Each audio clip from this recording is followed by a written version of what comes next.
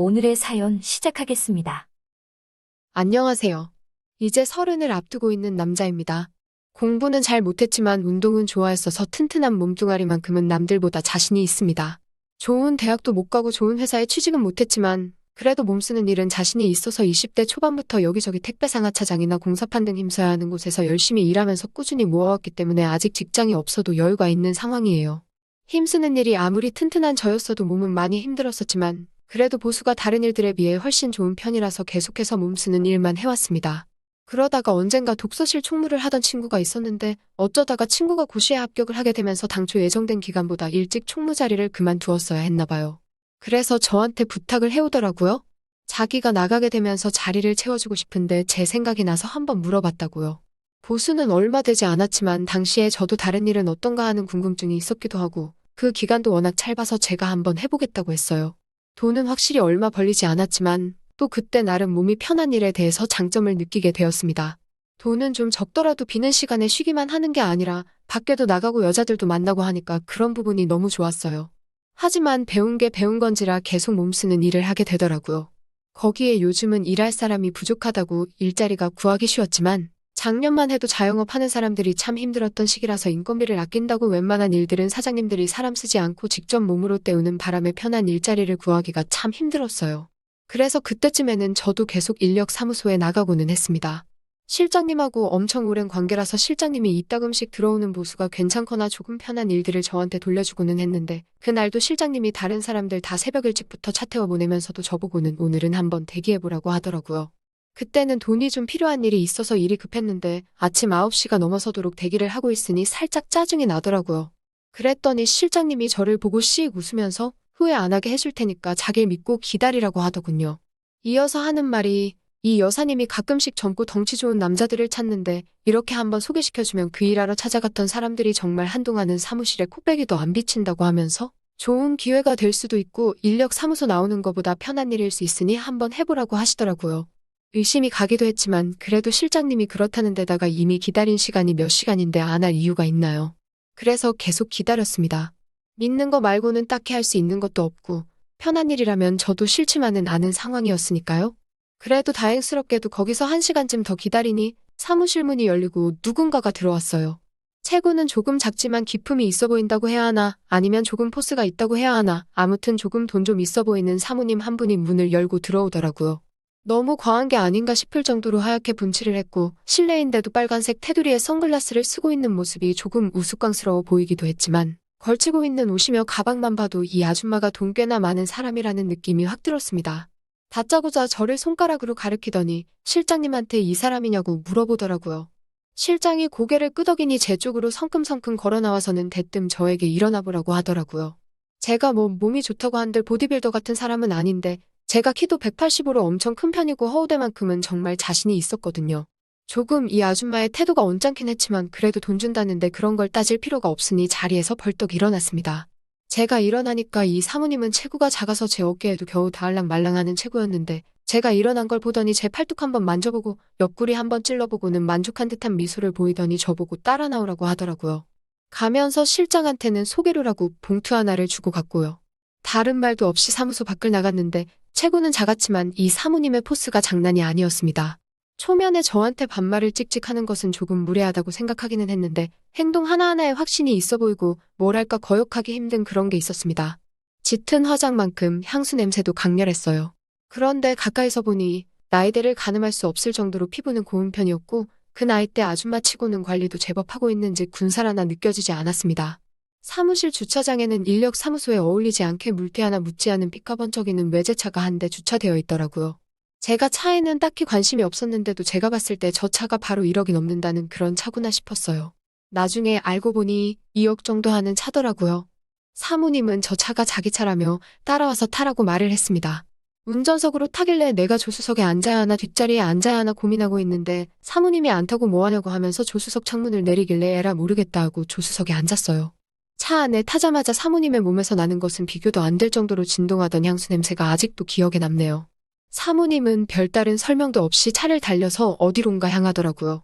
한 30분 정도 차를 타고 이동을 하고 있었나 대뜸 사모님이 옆에 있는 제 팔과 허벅지를 한 번씩 만지더니 운동을 좀 했냐고 물어보더라고요. 운동을 따로 한 건 아닌데 몸 쓰는 일을 많이 해서 근육이 저절로 붙은 편이다 설명했더니 사모님이 흡족하다는 말투로 쓸만하네 하고 말을 하더라고요. 방금같이 조금 껄끄러운 터치가 있는 상황에서 사모님이 말도 없이 어디론가 향하고 있는데 제 머릿속에 제가 무슨 일을 하러 가는 건지 오만 가지 생각이 오고 가고 있었습니다. 혹시 힘써야 한다는 그 일이 사모님의 외로움을 달래주기 위해서 필요한 건가? 뭐 그런 생각도 했어요. 그런데 또 생각을 해보니 이 정도 되는 사모님이 굳이 인력사무소까지 찾아와서 남자를 데려가나 그런 거 안 해도 충분히 구할 수 있지 않나 하는 생각도 들고 이상한 상상을 했다가 다시 현실로 돌아왔다가 오락가락했습니다. 한참을 달려 차가 도착한 곳은 어느 한적한 주택가였습니다. 사모님이 사는 곳이라고 하기에는 조금 타고 다니는 자동차에 비해 별 볼 일 없는 동네가 아닌가 하는 생각이 들었어요.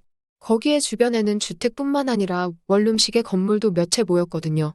사모님이 저를 데려간 곳은 그 중에 하나였던 원룸식 건물이었습니다. 사모님은 그 건물 1층에 있는 빈방으로 저를 안내해줬어요. 그제서야 사모님은 제가 무슨 일을 하게 될지 설명을 해주더군요. 사모님은 그런 원룸 건물을 몇 채 가지고 있는 부동산임 대업자였어요. 남편 되는 분이 돌아가시면서 받은 돈으로 이런 동네에 있는 주택 몇 개를 매입해서 원룸으로 증축을 해 사업을 확장하고 있었나 봅니다. 저는 차를 타고 와서 몰랐지만 이 주변으로 지하철역이 도보로 10분 거리인지라 장사가 제법 잘 된다고 했어요. 다만 사모님이 여자 혼자 몸이라서 그동안 여자 세입자들만 받아왔다고 하더라고요. 그동안 그렇게 큰 문제는 없었는데 요즘 흉흉한 뉴스도 많고 주택가라 골목이 많아서 그런지 세입자들이 불안해하기 시작했다는 겁니다. 그래서 사모님은 1층에 있는 방 한 개를 비워놓고 거기에서 저를 약간 상주하는 경비원 느낌으로 쓰겠다고 하는 거였어요. 그 방에서 자유롭게 지내도 무방하다고. 그리고 제가 집중적으로 근무하게 될 시간은 여성 세입자들이 퇴근하기 시작하는 저녁 6시부터 출근을 시작하는 다음날 아침 8시까지라고요. 방 안에서 뭘 하고 지내든 상관없지만 세입자들이 불안하게 할 행동만 금지해달라고 했고 특히 근무 시간에는 연락 두절이 되지 않고 필요에 따라서는 세입자들 귀가를 에스코트해주는 일부터 무거운 택배를 옮겨준다든지 하는 자잘한 업무 그리고 전등 같은 걸 갈아주거나 분리수거를 도와주는 등의 간단한 일 같은 걸 부탁하더라고요. 시간이 조금 애매하긴 했지만 일 자체는 힘들 것도 없어 보이고 무엇보다 보수가 밖에 나가서 막노동을 하는 것보다 많았습니다. 그래서 그 일을 저도 하기로 결정했고요. 일을 시작한 초반에는 너무나도 좋았습니다. 세입자 대부분들이 제 또래의 젊은 여자들이었고 퇴근길에 제가 마중 나가서 집까지 같이 걸어오는 것도 마치 데이트하는 기분이 들어서 너무 좋았어요. 전등 같은 걸 갈아주는 업무는 거의 있지도 않았고 분리수거도 제가 혼자서 하는 게 아니라 세입자들하고 같이 해야 했기 때문에 오히려 저는 수많은 여자들한테 둘러싸여서 일하는 게 너무 행복했습니다. 사모님은 그 근처에 원룸 건물을 몇 채는 더 가지고 계셨는데 조금 어려웠던 건 제가 한 곳에서 상주하면서 지내면서 그 근처에 있는 다른 건물들에 사는 세입자들까지 다 신경을 써줘야 했다는 것이었어요. 그래도 모든 일이 보통 10분 이내로 끝이 나기 때문에 어려울 게 없었습니다. 그 중에 한 건물에는 사모님이 옥탑을 펜트하우스처럼 으리으리하게 개조해서 살고 계셨기 때문에 사모님한테 감시 아닌 감시를 당해야만 했지만 딱히 제 할 일만 해놓으면 어려울 게 없으니 사모님도 제가 방 안에 있는 것에 대해서는 딱히 터치를 하지 않았어요. 그렇게 한 달 좀 넘게 일하니 사모님이 다른 일도 시키기 시작하더군요. 알고 봤더니 이게 아무래도 본격적인 업무 같다는 생각이 들었어요. 사모님은 근처 시장에 있는 상인들한테 돈놀이도 하고 계셨던 것 같습니다. 그래서 빌린 돈 받으러 갈 때 덩치 좋은 남자인 저를 같이 대동해서 가고는 하셨어요. 제가 뭘 해야 하는 건 아니었고 그냥 옆에만 서 있으면 되는 일이기에 어려울 건 없었습니다. 가끔씩 장 같은 걸 보고 집까지 옮겨드리는 일도 있었는데 그런 간단한 일을 하고 받기에 너무 큰 돈이라서 불만 같은 거 하나도 없었습니다. 그런데 지금 생각해보니 그건 사모님이 저랑 단둘이 시간을 보내고 싶어서 그랬다는 느낌도 드네요. 아무튼 일이 익숙해지니까 꼼수만 늘더라고요. 정말 딱히 아무도 저를 찾거나 하지 않았기 때문에 대충 사람들이 퇴근하고 잠들었을 것 같은 늦은 시간이 되면 저도 나름대로 시간을 보내는 방법을 찾았습니다. 핸드폰으로 이것저것 보면서 만취하지 않을 정도로 술을 마시는 것이었어요. 처음에는 조금 조마조마했는데 한 번, 두 번에 몇 번을 하다 보니까 별로 겁이 나지도 않았습니다. 사모님과 일이 있던 그날도 어김없이 맥주 3병에 소주 1병을 사서 소맥을 마시면서 시간을 때우고 있던 어느 날이었습니다. 새벽 2시쯤 되었을까? 술 기운이 알딸딸이 올라오고 있는데 갑자기 제 전화벨이 울렸습니다. 심지어 전화가 온 상대는 바로 사모님이었습니다. 속으로 들킨 건가? 근무 중에 술 마신 걸 들켰으니 잘리는 건가 하면서 안절부절 못하고 있었는데 사모님이 자기 방으로 올라와 달라는 말을 하더라고요. 평소에 그런 부탁을 한 적이 없고 사모가 시키는 일들이 대부분 별것 아닌 일들이었기 때문에 술 냄새만 안 들키면 어찌 되겠지 싶어서 비상용으로 가지고 있던 껌과 커피 맛 사탕을 입에 때려 넣고 올라갔습니다. 옥상층까지 올라갔는데 사모님은 잠옷만 걸친 상태로 문 밖에서 새벽바람을 맞으면서 저를 기다리고 있었어요. 매번 빈틈이 없는 사람이라고 생각했는데 잠옷 차림의 사모님을 보니 무슨 일인가 싶었습니다. 사모님이 저를 보고 왜 이렇게 늦게 왔냐며 투정을 부리는데 술기운 때문에 그런가 화장을 전혀 하지 않은 잠옷 차림에 있는 그대로의 사모님의 모습이 평소에 화장을 잔뜩 하고 힘을 주고 있던 모습보다 오히려 더 자연스럽고 예뻐 보였습니다. 독한 향수 냄새는 나지 않았지만 은은한 바디 샴푸 냄새가 오히려 제 마음을 자극했어요.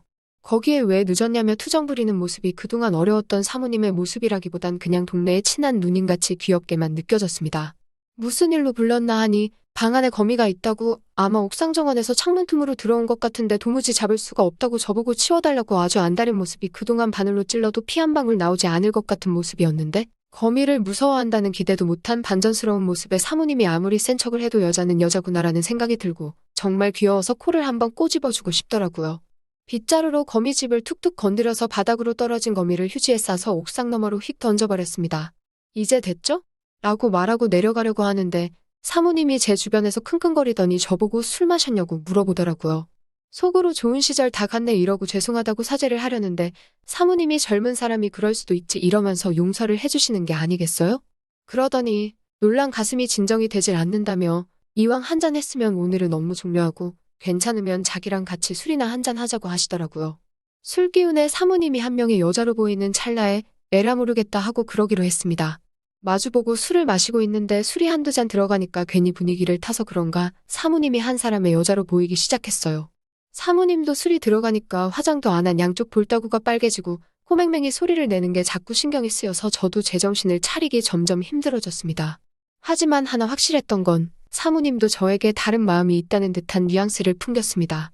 남편이 죽고 나서 여자 혼자 몸으로 성공을 했고 주변 동네 사람들이나 시장 사람들이 저에게 벌벌 기지만 뒤에서는 독한 여자라고 뒷담을 하고 다닌다는 등 이런저런 소개하기를 털어놓더라고요. 젊고 덩치 좋은 남자들을 부리는 것도 세입자를 위해서라지만 사실은 본인 과실을 위해서 하는 거라며 자기가 뭘 하든 주변 사람들은 자기의 뒷담화를 멈추지 않을 거라면서 이런 자기가 늙어서 주책이지 않냐는 둥 대충 들어도 위로받고 싶어 한다는 느낌이 들 정도로 속에 담아둔 이야기를 쏟아냈습니다. 제가 아무리 여자를 잘 몰랐어도 이런 상황에 어떤 말을 해야 할지는 잘 알고 있었습니다. 누구나 속에 비밀 한두 개쯤은 있는 거 아니냐며 능력이 되는데 과시할 수 있으면 하는 게 맞다고 사모님의 말에 맞장구를 쳐주었더니 사모님의 얼굴에 화색이 돌기 시작했어요. 비싼 술이라며 이것저것 따라주는데 저도 기세를 타서 그런가 거절을 못하고 마음껏 들이마시기 시작했습니다. 사모님하고 저의 거리가 가까워지는 찰나 제 전화기가 울리더군요. 세입자 중에 한 명이 회식 때문에 퇴근이 늦었는데 무섭다고 같이 귀가해달라고 하는 전화였던 겁니다.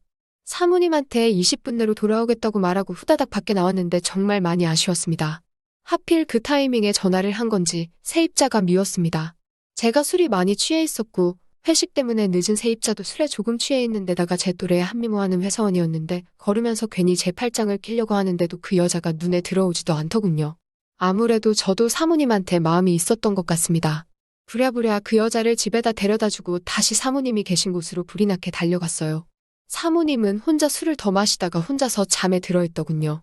사모님을 살짝 흔들어 깨워서 부축을 하고 소파까지 데리고 갔습니다. 제 팔을 베고 잠든 사모님이 이제는 제 눈에는 한 명의 여자로 보였습니다. 그날이 지난 뒤부터 사모님은 가끔씩 일 그만 접고 술상대나 해달라고 저를 부르곤 했습니다. 나이 차는 더 이상 우리 둘 사이를 막지 못했고 저도 사모님과 같이 보내는 날이 좋았기 때문에 그렇게 사모님의 옥탑방으로 자주 드나들게 되었어요. 오히려 그 후부터는 사모님이 월급 외에도 용돈이라고 더 챙겨주는 것도 많아졌고 딱히 할 일도 없는 직장에 새로운 재미가 생긴 것 같아 아직도 즐기면서 다니고 있습니다. 사모님이 우리 사이를 숨기고 싶어 하는 것 같으면서도 가끔씩 장 보러 나가면 자기도 모르게 제 손을 잡고 있을 때가 있어요. 언젠가 사모님이 저에게 실증이 난다면 이런 천국 같은 직장에서 영원히 이별을 해야 할 때가 오겠죠.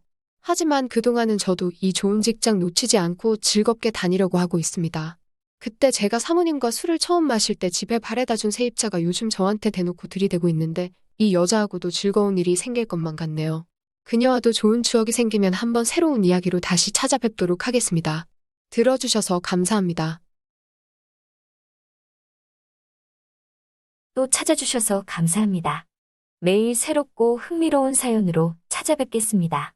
구독과 좋아요 잊지 마시고 다음 사연으로 다시 찾아뵙겠습니다. 감사합니다.